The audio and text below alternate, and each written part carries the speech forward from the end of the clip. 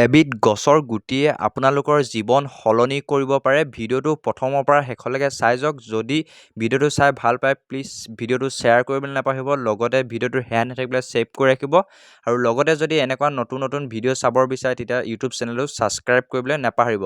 আৰু যদিহে আপোনালোকৰ ঘৰত যদি বাম মাটি পৰি আছে তেতিয়াহ'লে আপোনালোকে এখন সৰুকৈ নাৰ্চাৰী খোলক। এই নাৰ্চাৰীখনৰ পৰা আপোনালোকে পুলি প্ৰস্তুত কৰি 20,000 পৰা 30,000 পৰা 40,000 টকা উপাৰ্জন কৰিব পাৰিব পুলিৰ পৰা। আৰু এইখিনি হৈছে ৰঙা চন্দনৰ পুলি। আৰু যদি আপোনালোকে ৰঙা চন্দন, বগা চন্দন, মেহগনি গছৰ এনেকুৱা গুটি লাগে, এয়া হৈছে মেহগনি গছৰ গুটি। আৰু যদি আপোনালোকে ঘৰত এখন নাৰ্চাৰী খোলো ভাবে তেতিয়াহ'লে মেহগনি গছৰ গুটি আমাৰ পৰা লৈ আপোনালোকে কাম কৰিব পাৰিব। স্ক্ৰীনত অহা নাম্বাৰটোত যোগাযোগ কৰক। আৰু এইখিনি হৈছে বগা চন্দনৰ গুটি। বগা চন্দন, ৰঙা চন্দন, মেহগনি গছৰ গুটি আপোনালোকে জীৱন সলনি কৰিব পাৰে। আৰু এইখিনি হৈছে ৰঙা চন্দনৰ পুলি। আৰু যদি আপোনালোকৰ ঘৰত বাম মাটি পৰি আছে, বগা চন্দন, ৰঙা চন্দন, মেহগনি গছৰ পুলি ৰোপণ কৰি থওক। 15-20 বছৰ পিছত এজোপা গছৰ পৰা আপোনালোকে 1 লাখ টকা উপাৰ্জন কৰিব পাৰিব গছজোপাৰ পৰা। আৰু যদি আপোনালোকৰ ঘৰত বাম মাটি পৰি আছে, কৈছে বগা চন্দন, ৰঙা চন্দন, আফ্ৰিকান মেহগনি গছৰ পুলি এতিয়াই ৰোপণ কৰক। আৰু লগতে এজোপা বিক্ৰী কৰি আপোনালোকে 15-20 বছৰৰ ভিতৰত 1 লাখ টকা উপাৰ্জন কৰিব পাৰিব গছজোপাৰ পৰা।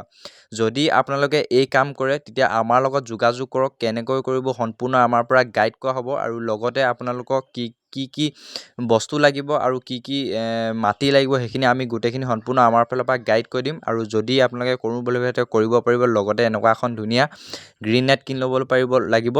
নাৰ্চাৰীৰ কাৰণে গ্ৰীণ নেটখন প্ৰায় জৰুৰী। আৰু এইখনৰ দাম হৈছে প্ৰায় 3,000 পৰা 4,000। 1 নম্বৰ গ্ৰীণ নেট হয়।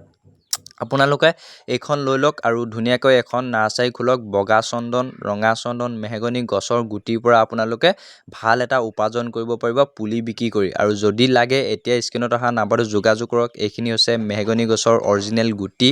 আৰু যদি আপোনালোকে এনেকুৱা গুটিও লাগে তেতিয়া আমাৰ পৰা ল'ব পাৰিব। ধুনীয়াকৈ আমি পোষ্ট কৰি পঠাই দিম। 7 দিনৰ ভিতৰত আপোনালোকে গুটিখিনি পাই যাব।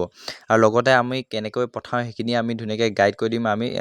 আমি এনেকুৱা বগা চন্দন, ৰঙা চন্দন, মেহগনি গছৰ গুটি লৈ আমি এনেকৈ পেকিং কৰি ধুনীয়াকৈ পোষ্ট অফিচত আমি দি আহোঁ। আৰু আপোনালোকৰ ঘৰত বহি থাকক, পোষ্টমেনে আপোনাৰ 7 দিনৰ ভিতৰত গুটিখিনি আপোনালোকক দি থৈ আহিব। আৰু যদি আপোনালোকে কৰোঁ বুলি ভাবে তেতিয়া কৰিব পাৰিব।